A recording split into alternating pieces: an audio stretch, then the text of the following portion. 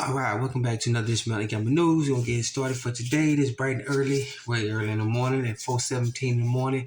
So let's hit you up with some big news going on. Okay, this is from RT, RT.com. All right, RT.com. All right, and here we go about what's going on with the U.S. constantly sending money over there. All right, U.S. denies misuse of Ukrainian aid. All right, so we've been sending billions and billions of dollars and nothing to show for it. There's even reports that some of the hardware tanks that we got sent over, the moment they put into action, they got blown to smithereens. But let's get back to it. This is the economic standpoint. Okay, the U.S. Treasury Department has said there is no indication that money provided to Kiev by Washington is being misused amid the country's conflict with Russia. All right, so the U.S. is it's up to you to decide what you want to think or how you want to approach the situation. But the U.S. has sent billions and billions of dollars over the past few months, all right, to Ukraine. Just keep sending money over there, and apparently they keep coming back and asking for more and more tax money. People need to realize that we all need to realize that this money that they're asking for is taxpayers' money. That's our money, and we're funding this issue. All right, we as a people need to get off our butts and realize that we're paying for all this. All right, our tax dollars. We look at our infrastructure here in the States, and this crap. We're still dealing with 19th century technology. Look at our electrical grid. Look at our telephone poles, electrical wire that's running around. That's 18th century technology, and we still dealing with this stuff. All right, but we keep sending money over everywhere else, but we can't do anything here. Okay, but all right. But this is a lengthy article. Now, not really a lengthy article, but it gives more in details. But go ahead and get this article out to everybody. Okay, this is from RT.com. All right, RT.com. All right, then we got a story here from ZeroHedge.com. Ooh, sorry about that. I gotta get this big thing over here. All right, this is from Zero Hedge. All right, ZeroHedge.com. All right, ZeroHedge.com. All right, massive fire destroys commercial egg farm belonging to top U.S. supplier. This has been an ongoing issue going on for quite a while now, for a few years now. First, we had the food processing plants being blown to smithereens all in mysterious ways. Now, all of a sudden, we got the chicken farmers. I'm sorry, let me scoot the camera and get a bigger view. Sorry about that. We got our chicken farmers. They're now being the fires destroying all theirs. We got millions of chickens dying left and right under mysterious conditions, or ordered to be destroyed by the Department of Agriculture or whoever else in the government wants to do this. All right, but this has been a major issue going on. And then we'll be posting some of these videos of some of these fake eggs that are going around. People have been posting these fake egg videos. All right, but this is a major issue. But let's get into the article a little bit. All right, dozens of food processing plants were destroyed. Dozens. We're talking about over 100-some food processing plants last year were destroyed. All right, or were destroyed or damaged last year by accidental fires. Believe what you want to believe. All right. All right, not a knock on Zero Hedge, but that's just me saying that. All right. So after several months of a lull in mysterious fires ripping through food industry, the first major one of the year was reported by NBC. So NBC Connecticut last Saturday. More than 100 firefighters battled a massive commercial egg in Bozaro, Connecticut. All right. If I butcher that, people there, I'm so sorry about that. All right, on Saturday afternoon. All right, as you can see, this is from the Epoch Times. And we got according to this article here, this is the first major processing plant. But we've been hearing stories about wholesale farmers have been told their chickens have avian flu, or what they say bird flu, and they've been told to destroy their chickens. To give you that idea about why egg prices are so much. But we're also hearing stories that if you talk to chicken farmers in general who raise chickens, and they'll tell you that there are about 10 billion, this number here, you can have me on the comment section about it. There are more chickens than there are people in this country. So why is egg prices so much? That's a big mystery. That's a big deal. That's what's going on. I got my theories about it, but you come up with your own, okay? So we're going to get this story out. This is from ZeroHedge.com, all right? ZeroHedge.com. All right. So then we're going to switch back. We're going to switch over to overseas market. This is from Reuters.com. All right. We let you know about what's going on in the precious metal price, but here it is, silver. All right. One of the things that came about when Donald Trump said, he said gold is the way, but there's also a very good silver lining. All right. I may have butchered that quote he said.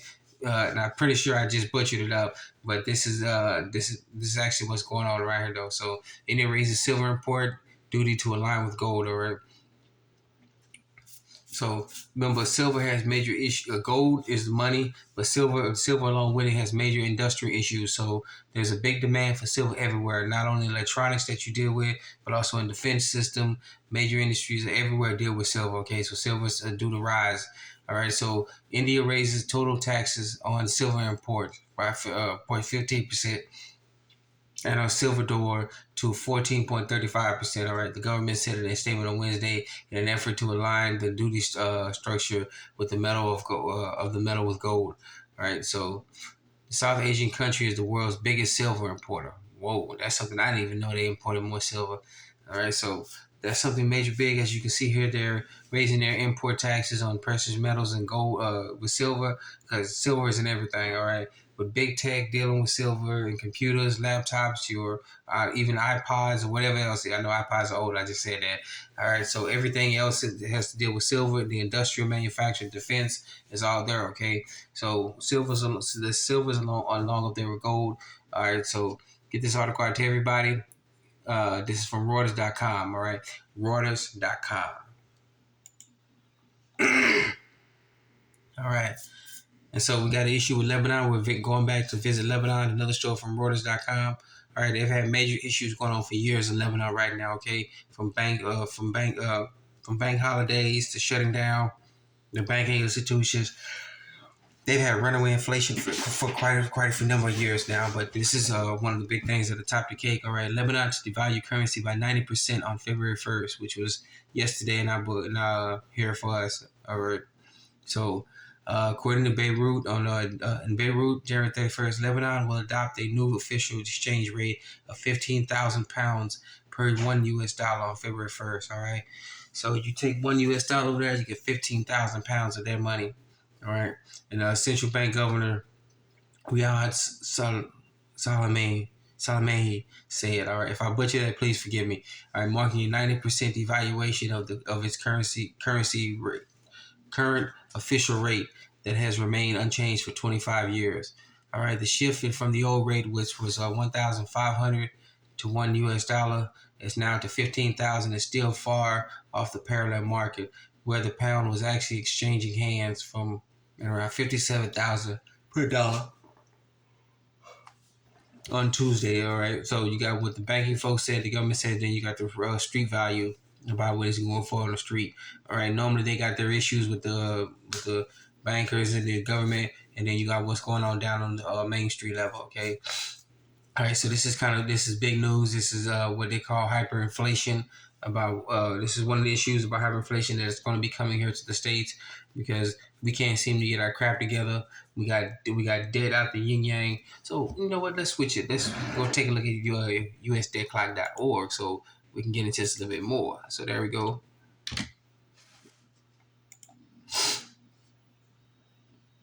All right, as you can see here, USDebtClock.org, and this is the U.S. national debt, $31 trillion in counting, and this is the total U.S. debt. So when they say the national debt is at 31 trillion, they'll probably say it's only 31 trillion. We can pay that back.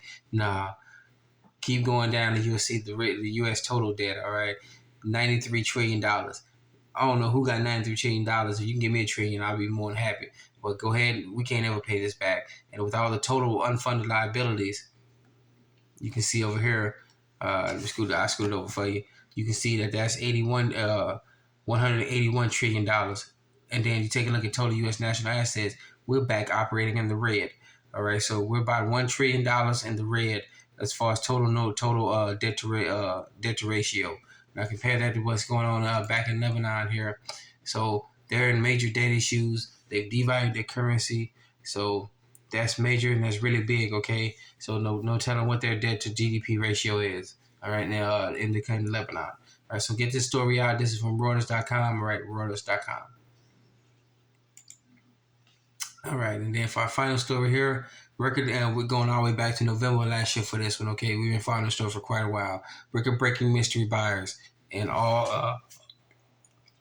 and gold all of a sudden. All right.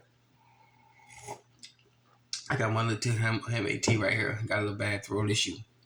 All right. So it has been in writing over the last few weeks about how gold appears to be one of the least loved assets in the sector. In the most recent portfolio updates, it has been written how how miners and metals appear to me today to be like energy was in 2020, completely unknown and out to trash and forgotten. That is now changed. All right. So as you can see here, you see the year-to-rate to gold demand resumes its pre-pandemic pace. People are now drawing tons of gold. We want to get down here, okay? All right. So it says, central banks bought a record 399 tons of gold. Remember, a ton. Remember, in tons. A ton is actually 2,000 pounds. So 1 ton of gold is 2,000 pounds. All right. A gold around 20 billion in the third quarter of 2022. All right. Helping to lift gold demand for the metal. The World Gold Council said on Tuesday. All right. Demand for gold was also strong from jewelers and buyers of gold bars and coins. The World Gold Council said in the latest current quarterly report, but the exchange traded fund storing bullion for investors shrank. All right, so now I want you to let's go back and read this last one here. But exchange traded funds storing bullion for investors shrank. Nobody repeat that article, this line right here. But exchange traded funds storing bullion for investors shrank. All right, that's the difference between what the people want to have in their field, they can hold in their hand, and what somebody's saying what they have on the computer screen or a piece of paper, on the computer screen and a piece of paper. Remember, if you can't physically grab it in your hand, you don't own it. All right, so that's the difference. What they're saying here. So people want them, but they want their precious metals, that gold, the silver, whatever precious metal you want. They want it in their hand. Nobody wants to look at a piece of paper or a computer screen and say, "Well, you own this much. Well, can I have it?" Well, you have it on a piece of paper, but we can't give it to you in physical form. But you have it. It's yours. It's yours because we sit on this computer screen on a piece of paper. All right, so that's one of the big issues we got going on. And then just the Chinese imports for gold, they got a strong appetite. This is from 2017. This is all the way down to 2022. This is what they import and consumer demand. So what they're importing in China and what the people want is just a tad bit off. This could be underreported, but that's good to go. All right. And as you can see here, central banks are buying gold, people are buying gold. All right.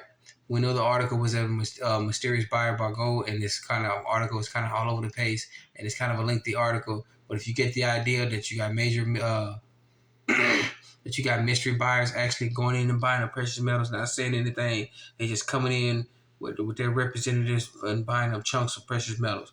That should be a major red flag. If you ain't caught on now about what's going on in the precious metal world, then please help yourself. Please get on track and do some research. All right.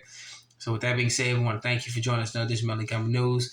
Please be safe, be sound. Remember, you're your own best banker, your own best savings and loans, your own best credit union. Sorry about we're going over time on this newscast. All right. Once again, and remember, you're your own best financier. Take care of yourself first and everyone else. All right. Once again, thank you for joining us in another edition of Monthly News. Please be safe, be sound. Let's get it started.